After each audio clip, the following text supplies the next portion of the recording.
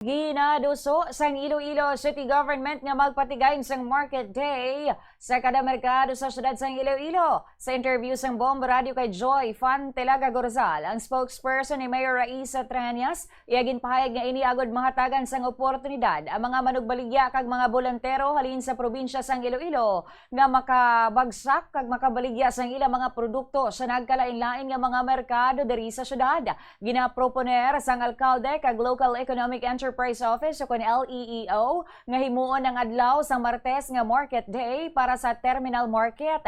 Sa piyak nga bahin para sa La Paz Market, ginaproponer ang adlaw sang Miyerkules. Samtang ang adlaw sang Huwebes para naman sa Haro Big Market kung sa diin naanda na nga schedule para sa pagpaninda sa mga pumuluyo. Paghataga naman sang kahigayonan ang mga bolantero nagikan sa probinsya sang Iloilo nga makabaligya hindi lang sa Iloilo Terminal Market kundi sa tanan nga mga merkado diri sa Iloilo City.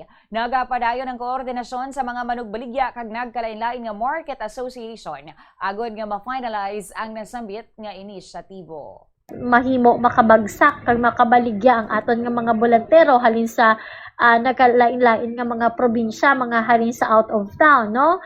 Pwede na sila ya makabagsak kag makabaligya, makadisplay sa ilang nga product sa iba naton nga mga merkado diri sa Iloilo City. So, ongoing subong ang coordination kag discussion sa aton sini nga mga vendors kag mga nagkalain-lain nga mga market association para nga ma-finalize na ang ining initiative, no, kag makahatag man kita sang dugang opportunity paged kag kita sa aton sini nga mga manugbaligya.